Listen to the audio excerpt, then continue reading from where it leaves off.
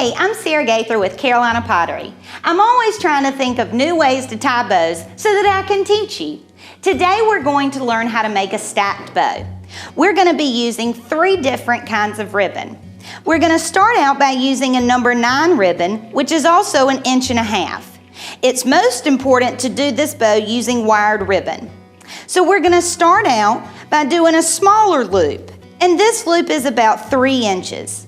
And if you refer back to our Betty Jean bow, you'll see the method of how I'm wrapping this around and not having to twist anything.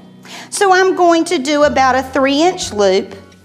I'm going to come up from the side, loop it, and I'm going to pinch that into my hand. And then I'm going to put the loops together, making sure that they're the right size.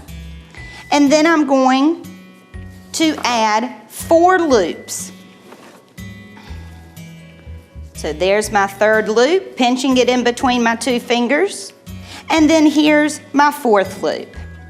So then I'm going to take this and cut it off from the bowl.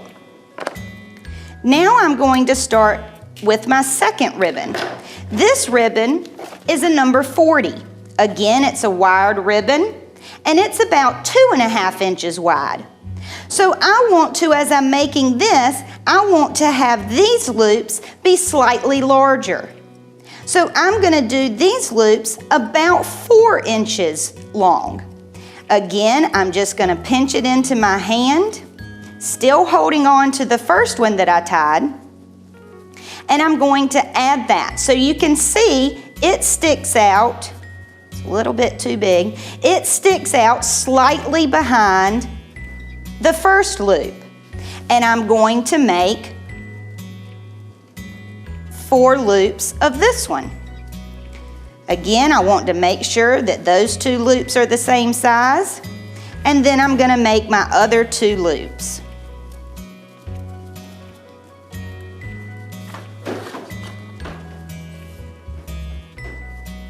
And then I'm going to cut that off of the bowl. And then we've got 1 more ribbon that we're going to use.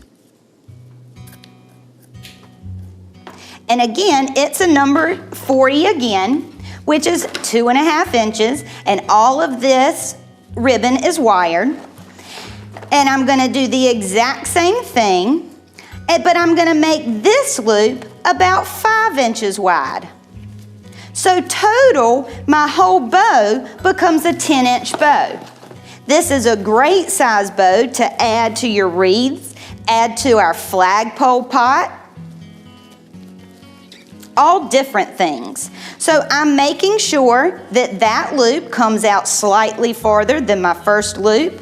I'm going to bend it together to make sure that they're the same size, and I'm going to make 4 more loops. 2 more loops I've already made. I want to have 4 total. And then I'm going to do the exact same thing, and I'm going to cut it off from the bowl. And now it's time we're going to add our tails. And you have 2 options. You can do your tails stacked, where your first ribbon is slightly shorter than the 2nd ribbon, or you can do them all the same length. I'm going to add the tails. I'm still holding all of it in my hand, and I do think I'm going to do my tails stacked as well. So I want the first ribbon shorter, cut it from the bowl. I'm going to do my 2nd ribbon slightly longer than my first one.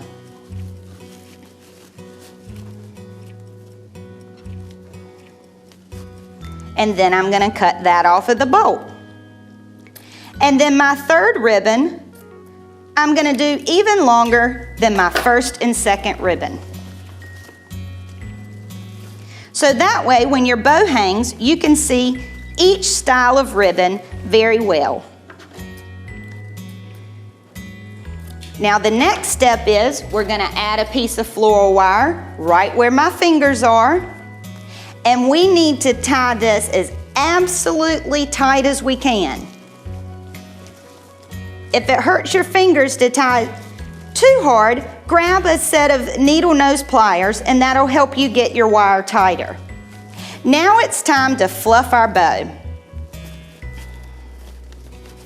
And as I've mentioned before, we have several different ladies that work with us, tying all these beautiful bows, making wreaths.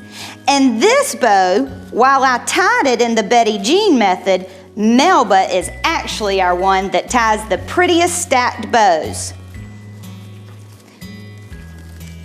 So after you've fluffed your bow, you can now see that you have 3 sizes of ribbon.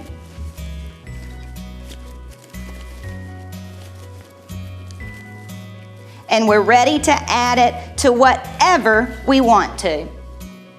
Thank you for joining us today. I'm Sarah Gaither with Carolina Pottery.